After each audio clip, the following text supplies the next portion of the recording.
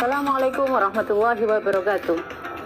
Alhamdulillah, adik-adik semua, hari ini kita bisa bertemu bersama lewat layar ini, bahwa kita semua dalam dalam rangka menikmati atau melakukan pembelajaran di TV ini.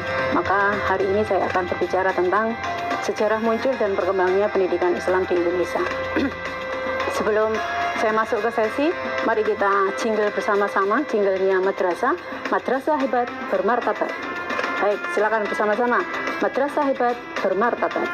Jadi sesi ini saya akan bagi dua, yaitu sesi pertama terkait dengan sejarah pendidikan Islam di Indonesia sebelum masa era 19, dan nanti sesi yang kedua adalah sesi sejarah pendidikan Islam di Indonesia setelah pasca atau era 19. Sebelum saya menjelaskan tentang sejarah ini, saya akan membacakan surah dulu tentang pendidikan.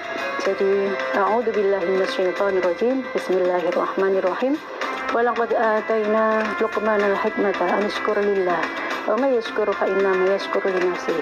Wa man kafara fa innallaha ghaniyyun hamid.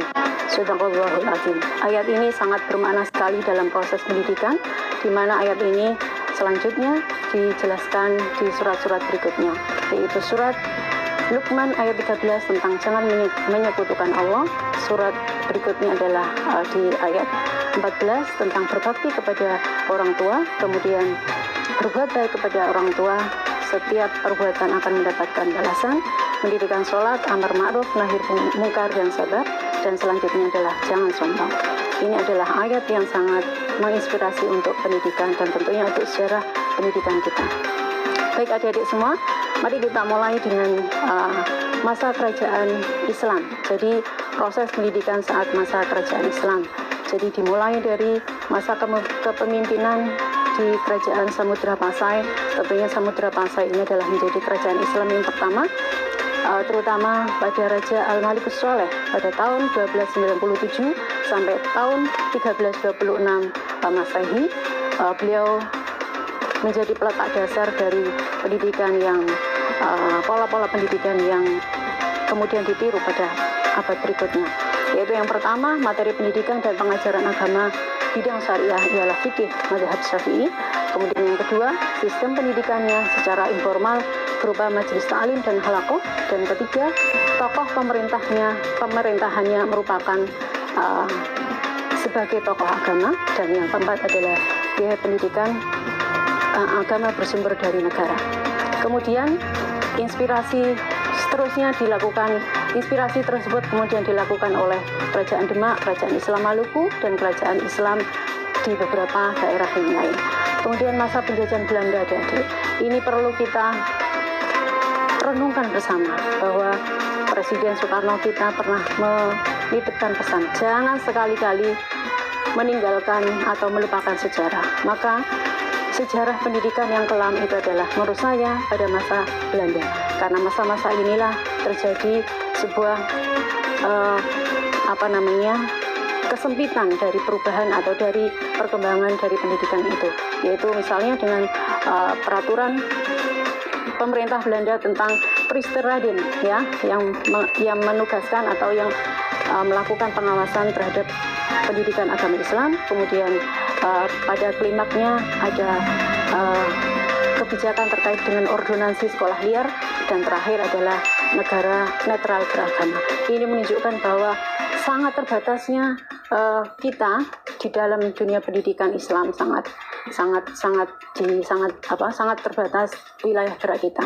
Kemudian masa penjajahan Jepang, kita perlu melihat bahwa Jepang itu sangat terkenal dengan politik etiknya. Jadi politik etik di masa Jepang sangat menjadi kebijakan mereka. Dan salah satu hal yang perlu kita garisbawahi adalah zaman tersebut, ya, mengalihkan Kementerian Agama yang saat itu dipimpin oleh kaum atau orang Belanda, maka dialihkan kepada kaum muslimin, yaitu saat itu yang dipercaya adalah Ki Haji Hasyim Asy'ari yang dinamakan dengan Sumubi. Kemudian ada pelatihan, ya, tentara pada barisan pembela tanah air, ya adik-adik, masih ingat kan, ya? Nah, saat ini inilah yang menjadi kebijakan-kebijakan yang sangat utuh. Tapi meskipun saat itu banyak kebijakan yang baik, tapi nampaknya kaum muslim, ulama Islam tidak serta-merta mengikuti, karena salah satu kebijakannya adalah kita semua diminta untuk menyembah ya dewa matahari pada setiap jam 7. Oleh karena itu banyak ulama yang memberontak saat itu, dan akhirnya kita menuju kepada zaman kemerdekaan ya. Oleh karena itu sesi saat ini kita cukupi dulu, nanti kita akan melanjutkan sesi berikutnya.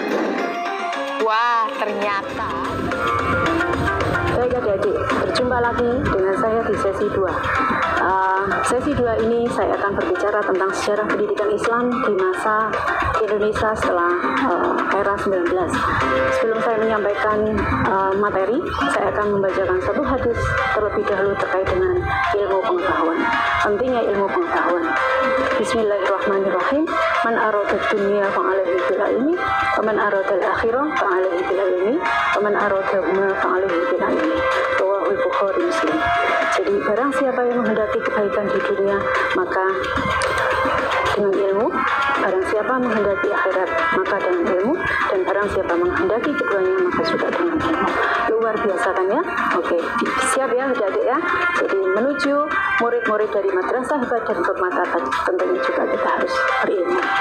Baik adik-adik. Jadi kebijakan pendidikan Islam pada masa Orde Lama itu sesungguhnya pendidikan agama dimulai di sekolah rakyat ya. Jadi kalau madrasah dan seterusnya itu kita belum lahir adik-adik saat ini ya. Jadi masih di SD, karena saat itu yang menjadi pendidikan Islam, pola pendidikan Islam adalah masih banyak dilakukan di surau-surau, yaitu yang menjadi menjadi dasar dari lahirnya pesantren.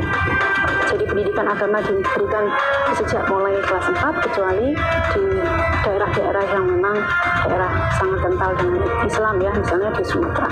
Kemudian sekolah lanjutan pertama hanya punya 2 jam adik-adik saat itu ya, yaitu 2 jam untuk mata pelajaran agama.